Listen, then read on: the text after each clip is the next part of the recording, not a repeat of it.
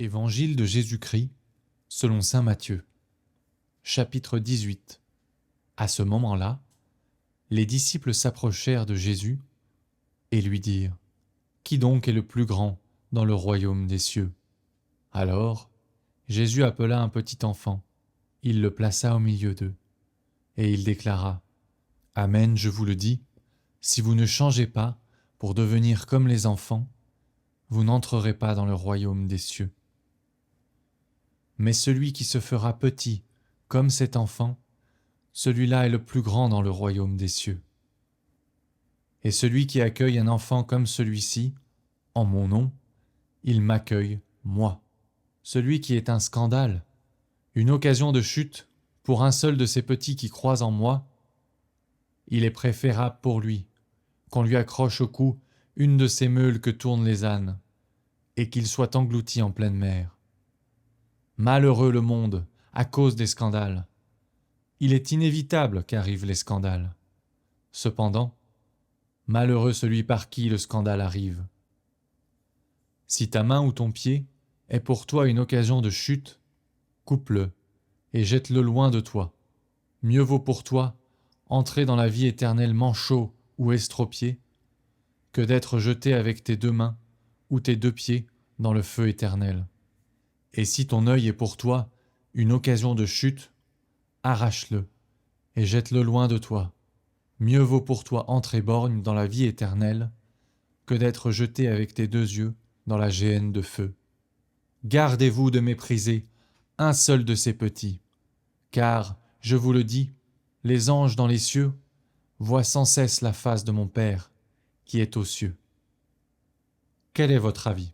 Si un homme possède 100 brebis et que l'une d'entre elles s'égare, ne va-t-il pas laisser les 99 autres dans la montagne pour partir à la recherche de la brebis égarée ? S'il arrive à la retrouver, amen, je vous le dis, il se réjouira pour elle plus que pour les 99 qui ne se sont pas égarés. Ainsi, votre Père qui est aux cieux ne veut pas qu'un seul de ses petits soit perdu. Si ton frère a commis un péché contre toi, va lui faire des reproches seul à seul. S'il t'écoute, tu as gagné ton frère. S'il ne t'écoute pas, prends-en plus avec toi une ou deux personnes, afin que toute l'affaire soit réglée sur la parole de 2 ou 3 témoins. S'il refuse de les écouter, dis-le à l'assemblée de l'Église. S'il refuse encore d'écouter l'Église, considère-le comme un païen et un publicain. Amen, je vous le dis, tout ce que vous aurez lié sur la terre sera lié dans le ciel, et tout ce que vous aurez délié sur la terre sera délié dans le ciel.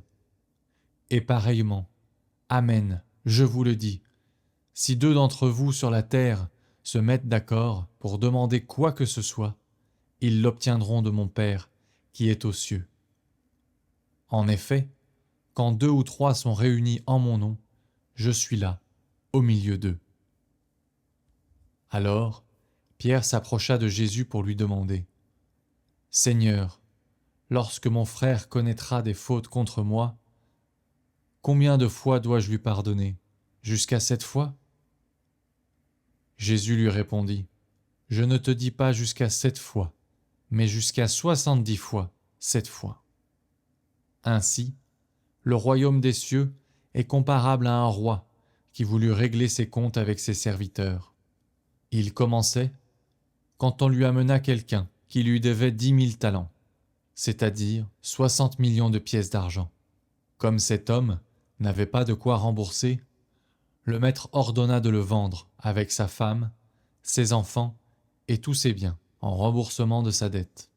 Alors, tombant à ses pieds, le serviteur demeurait prosterné et disait : « Prends patience envers moi, et je te rembourserai tout. » Saisi de compassion, le maître de ce serviteur le laissa partir et lui remit sa dette. Mais en sortant, ce serviteur trouva un de ses compagnons qui lui devait 100 pièces d'argent. Il se jeta sur lui pour l'étrangler, en disant : « Rembourse ta dette !» Alors, tombant à ses pieds, son compagnon le suppliait : Prends patience envers moi, je te rembourserai. » Mais l'autre refusa et le fit jeter en prison, jusqu'à ce qu'il ait remboursé ce qu'il devait.